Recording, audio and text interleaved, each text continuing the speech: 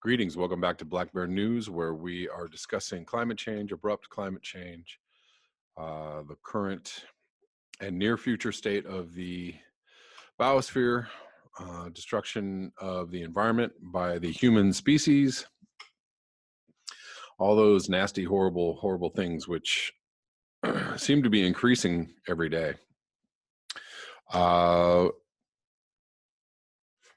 We are taking small steps to try to mitigate this. That's not to say that nobody is trying to do anything about this. Some people are. More and more people are talking about this, discussing this. I am positive now, and happily so, that it is going to become quite the political discussion in the next year in the run-up to the presidential election. It's just, I don't know how they can squash it anymore as a subject. And it's about time that any Democratic contestant, and probably Republican as well. I don't know if Trump is going to run uncontested for the second term. I don't know. That is yet to be seen, but I imagine that almost every politician is going to have to say something about this. And that is a good thing, because it needs to enter into, that's going to force the mainstream media to take up the subject. They're just not going to be able to cover the candidates without covering the subject. So let's go through some extreme climate events, illustrating again that our climate is out of whack, out of balance. Weather whiplash is in effect and has been for the last few years, and will continue to be so. Devastating floods and near freezing temperatures bring death and more chaos to Syrian refugee camps in Lebanon. Thank you very quickly. Thank you all for all the links that you post. I don't get to read all of them, but I at least, see the headlines, or I try to see what each one is, and I try and pick through them to read what I'm going to talk about each day. This is from today. Mohammed Kasaf, 32, was in his tent with his 4 children when a storm hit. The river outside the Hor refugee camp overflowed. Rain and sewage water seeped through the tent's tarpaulin sheets. The water went from tent to tent. We kept moving from room to room until I couldn't take it anymore. I had the kids sent somewhere else, recalls Kasaf, excuse me. He spent the night in his bed, soaked and waiting for the storm to pass. The water rose to nearly 1/2 meter at many of the Syrian refugee camps in Lebanon's Bekaa Valley this week. Aid workers in the area say that some 600 refugee families were forced to evacuate their homes, braving rain, sleet, and strong winds to find shelter. They trudged through sewage water that burst through the drainage system to get to shelter. In the northern town of Minyeh, an 8-year-old Syrian girl died during the storm after she fell into a river and drowned. It was chaotic and completely humiliating. The smell of sewage was just deadly. The storm covered much of Lebanon's mountains in snow, damaged some of the capital's largest bridges, and washed over its seaside towns in its low-lying areas, such as the Bekaa Plains. Near freezing temperatures came with floods. Okay. So extreme weather making life much more difficult for those who already have a very difficult life. I'm going to link that below and move on to this next article from Australia. 1 million fish die in Australian river, an ecological catastrophe. This is from today. Government is accused of mismanaging the Darling River to benefit cotton growers and those upstream. Up to 1 million fish have died in an Australian river in an ecological catastrophe on an international scale. Critically endangered Murray cod some up to 100 years old, were among the fish carcasses to line the Darling River in New South Wales this week. There were three other mass fish deaths around the Christmas period in the same region, which is a key breeding area for endangered fish species. Algal blooms, which can be caused by agricultural chemicals, have been blamed for the deaths. But locals say corruption and greed are the reasons. A video of people holding up dead fish from the latest incident has gone viral as local farmers in the community blame the state government's mismanagement of the Murray-Darling Basin. Dick Arnold and Rob McBride held up two massive fish as they accused the government and cotton growers for the man-made environmental disaster, which they said made them feel like crying. Mr. McBride said, "This has nothing to do with drought. This is a man-made disaster. This is the result of draining the Menindee Lakes twice in 4 years, killing the system." He added that 250,000 livestock and millions of native animals are at risk from the increasingly toxic river water. So not a direct climate change event, but this is environmental destruction that goes hand in hand with climate change. Unfortunately, this is the sort of thing we do see during drought. He said, "We're looking at the operating rules around the Menindee Lakes and what we can do." He was accused, this is Niall Blair, New South Wales Fisheries and Regional Water Minister. He blamed the deaths on drought. He was accused of ignoring locals after he sped past a group waiting for him on the boat with a police escort, but said he met others. Okay. More environmental disaster.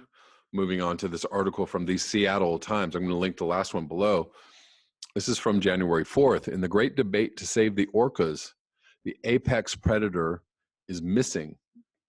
A lot of people in the Northwest have been talking about this situation, Timothy Martin being one who is continuingly updating us about what is going on with the salmon and the rivers and how that's affecting everything in the Northwest. So some would say we could give our starving whales more food instantly simply by not fishing, but the idea that the apex predator might need to stand down isn't on the table. This is by Danny Westneat. It's time to call it. We have decided collectively, though passively, to let the Puget Sound orcas go extinct. I say this because it should now be obvious to all that the whales are starving to death.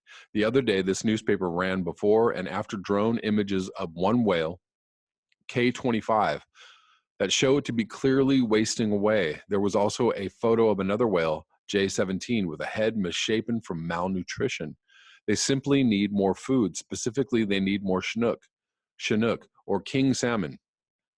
It's an emergency, which means they need them now.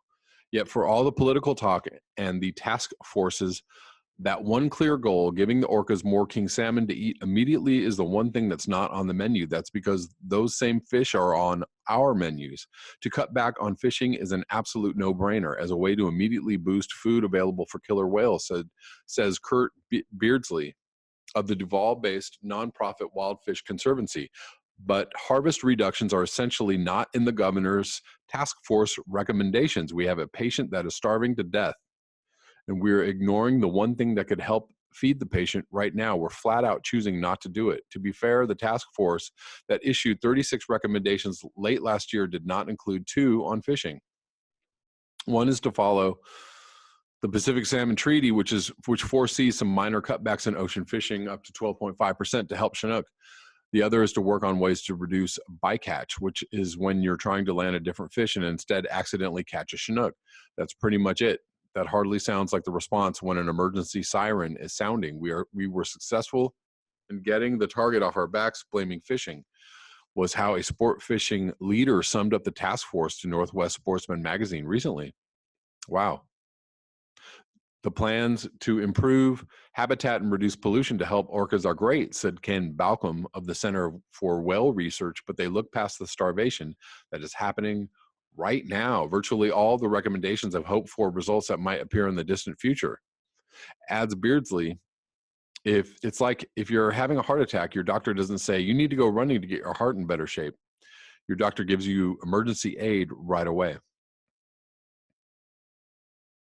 Besides culling the other competing predators down the food chain, which is being tried, the only thing we could possibly do to provide the orcas more adult fish right away is to stop fishing them.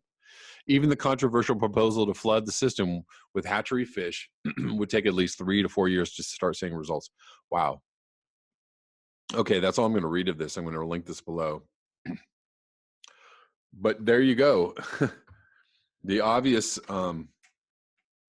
answer to a lot of the destruction we're doing on the environment is to stop doing what we're doing. And we just cannot stop doing what we're doing. You know, this could be applied to all kinds of scenarios, all around the globe. You know, the scenarios of human beings destroying the environment hand over fist, without stop and without waning. We need to figure out a way to manage ourselves, what we're doing. We just don't know how to do that. We tell ourselves, I don't know, how do we fix this crazy thing? Stop doing what you're doing.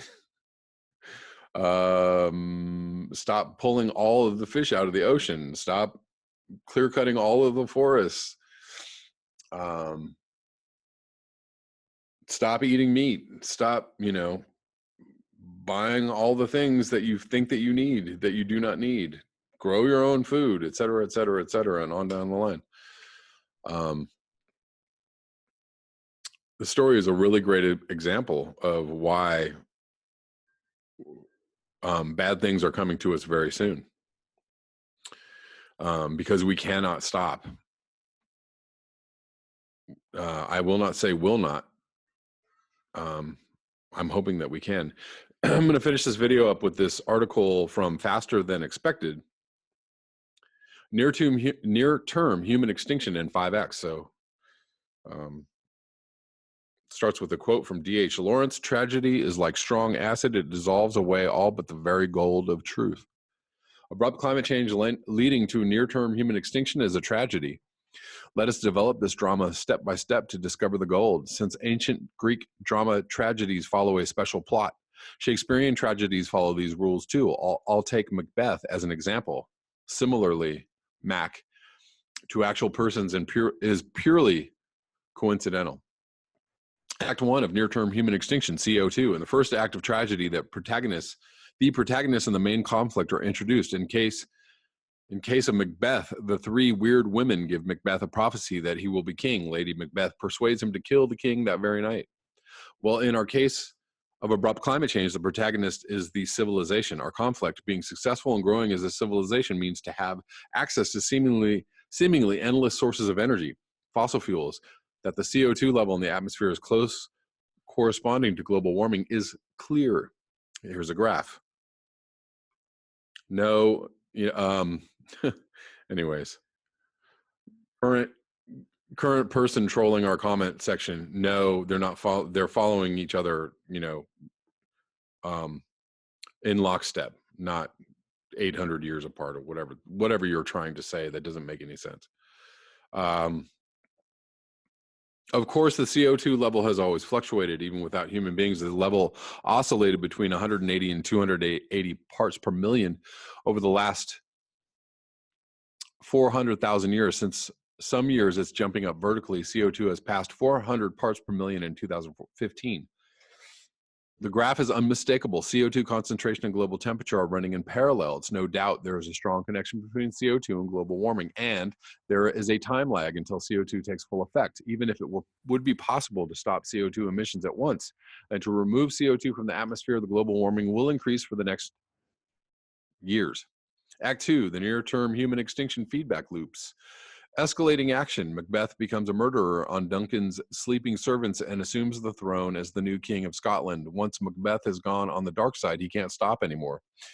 Now the climate is getting creepy too. Feedback loops are self-reinforcing mechanisms, also called vicious cycle. Once they are set in motion, they accelerate. there are dozens of feedback loops that are pushing the global heating. Let's look at two of them. One, albedo effect. While the Arctic sea ice is melting in an accelerating way, the sunlight isn't reflected from the white surface anymore like it's used to, or like it used to. The Arctic Ocean has a very huge expansion. It's an ocean. More and more sunlight is absorbed by the water. That are really huge amounts of energy that are now warming the water. This is strangely written, by the way. This heat energy is melting the ice. The ice volume is decreasing more and more, so we have less reflection of the sunlight, less albedo. The ocean water absorbs more energy. Blue ocean, when the Arctic Ocean is ice-free first in summer, then more and more over the whole year, we have a physical effect that will heat the Arctic Ocean even more. The latent heat effect. If you melt 1 kilogram of ice near 0 Celsius, the same energy you have used for melting will heat this kilogram of water to 80 C. Once the Arctic Ocean is ice-free, there is no way back. All the catastrophic changes of climate patterns we are now witnessing are children's games in comparison. 2, methane monster. The second feedback effect of many loops I want to mention is the increasing release of methane. Besides many areas in the world where methane is stored, the Siberian Arctic shelf is one of the most important. This is a shallow part of the Arctic Ocean. There are huge resources of methane hydrate at the seafloor and in sediments beneath. This is a kind of frozen methane captured in a cage of frozen water molecules. If methane hydrate is melting, the methane is increasing the volume by a factor of 120. Methane is a very potent greenhouse gas. So the atmospheric temperature is increasing. More ice is melting, the water of the Arctic Ocean is heating, more methane is released. Having in mind that these are only two self-reinforcing feedbacks, it is obvious that we are at the beginning of a very strong acceleration of the temperature of the Arctic. The global temperature will follow. This is exponential growth. If we take the most important feedback effects, we could easily have a global temperature in a relatively short period of 10 C until 2026, or an increase of 3 to 4 C in some months is possible. Act 3 of near-term human extinction, point of no return. Macbeth has passed the point of no return. He murders his friend Banquo and becomes a tyrant. Or is it Banquo or Banquo? I'm sorry. Don't know. Full of fear and premonitions, he meets Banquo's ghost. Well, climate disruption has passed points of no return too. Among other tipping points, Natalia Shakova describes a special point of no return. The champagne bottle is open. Huge amounts of methane are stored in the subsea sediments of the Arctic Siberian shelf. There is a layer of permafrost that hinders methane to be released from the sediments beneath. While this lid is impermeable, there is nothing to worry about. But when this lid loses its integrity, this is when we start worrying. Natalia Shakova, once the bottle of methane deposits of the subsea sediments is uncorked, there is no way to stop this process. Listen to Paul Beckwith's commentaries on this. There is a series of such tipping points. Having this in mind, Guy McPherson concludes in 2016 that global temperatures could increase 10 C within 10 years. Then the climate equilibrium is finally out of balance and humans are still gone. Act 4 of near-term human extinction, global dimming, postponement and hope. Macbeth has a glimmer of hope from a second prophecy, but to send murderers to Macduff and slaughter his wife and children doesn't save him. Although global dimming shadows the planet, there is no hope. Global dimming means that atmospheric aerosol particles shadow the planet. So without this umbrella of the global temperature would be 1 to 3 C higher. During the terror attacks of 9/11, the civil aviation was stopped over the United States. In some days, an increase of 1 C could be observed. This has been a regional effect. A civilizational collapse, at least part of the global economy, supply systems, transportation, etc., could push the global temperature in some days or weeks. That would trigger many feedback mechanisms and, if not already passed, many tipping points. This is a classical dilemma. If we reduce or stop burning fossil fuels, we push the global heating. If we burn fossil fuels until they run short, we push the global heating. There is no right or wrong, no solution. Act 5 of near-term human extinction, catastrophe. Lady Macbeth is going crazy. She tries to wash off imaginary bloodstains from her hands and kills herself. Macbeth realizes too late that he has misinterpreted the witch's words. Macbeth kills and beheads him. Habitat, habitat, habitat. The biggest misunderstanding. We can easily stand a temperature difference of 20 or 30 C just by wearing winter coat, gloves, and a cap. So a jump of 2 to 3C will be no problem for us humans, right? In the summer of 2018, we could witness that very, very long dry heat period had destroyed the crop cultivation in many regions of Europe. Some farmers in Germany didn't have any or very few cattle feed left. They have to buy fodder during the winter, and they are bankrupt without agricultural funds, European or national. Well, we have survived this drought, fortunately, but this example shows how the climate systems are changing. Weather patterns are more and more extreme. They don't stick to seasons or the usual regions. The most important air conditioner of our planet stutters. I have seen a documentation. Who wrote this? In TV about the ability of rainforests to adapt to global heating. Scientists tried to measure how long it takes the tree species to walk up the mountains to escape the warming temperatures. I don't remember the exact data, but it took some years to move, some meters in higher regions. That's way too slow. We could discuss if humans can survive without trees, but this is only one example that living beings on our planet are not able to survive these fast changes. The environmental changes are within a factor of 10,000 times faster than evolutionary changes, says Guy McPherson, professor emeritus for evolutionary biology. Humans can easily adapt to huge changes of temperature, but we are losing our habitat, our food, all the organisms that help grow our food, and healthy chemistry of the atmosphere, clean water. We will not be the last species that is leaving this planet Earth. Epilogue, if these informations are relatively new for you. Maybe this was translated, I don't know. You may experience overwhelming emotional responses. That's absolutely normal. Most people won't read this, or they try to avoid any emotional distress by denying the arguments. Maybe the conclusions are wrong, that we are in a phase of near-term human extinction. I hope so, but our situation is serious. Anyway, it's worth dealing with life and death. Our time is short, and if it's shorter than expected, live is even more precious. Life is even more precious. Okay. Interesting article, kind of summing up what we have already talked about and what we already know. I don't know if I said that I was going to link the Bendell video yesterday. I did not. I'm going to link it today. Again, if I didn't link it yesterday. Bendell, maybe I did link it yesterday. I can't remember. It was a good discussion anyways, kind of summing up that we're in big trouble.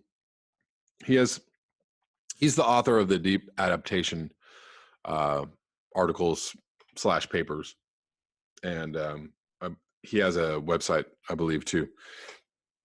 I think it's Deep Adaptation something. I forget what it was, .org or .net. He'll tell you in the video. Anyways, he said something. One of the interesting things he said a lot of interesting things. One of the things he said in the video, he's talking about crop losses and reserve shortages this year that we had. And, he basically summed it up by saying, we had enough in reserve to not have any blips or bumps in food supply. But basically saying, but if we have the same percentages of crop losses and,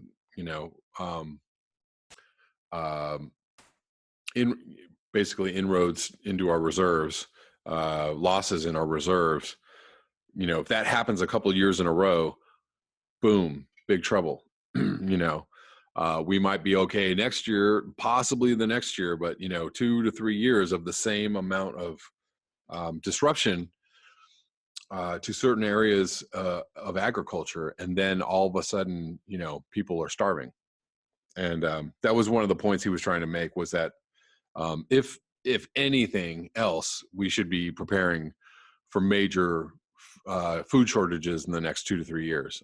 Governments should be going all out to try to fund alternatives to what we're doing now, the way we grow food now.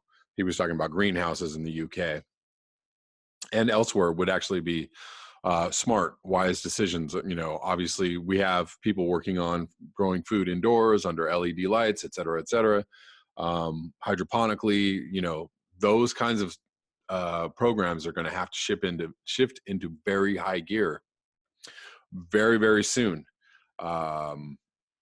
Probably a good area to get into if you're looking for a career path is alternative food growing methods. I would say that anybody who knows anything about that is going to be in very high demand in the next couple of years. That's all I have for you today. Thank you so much for your eyes, your ears, and your conscience. If you would like to support this channel, you can do so at the links in the P.O. box below. Until next time, peace.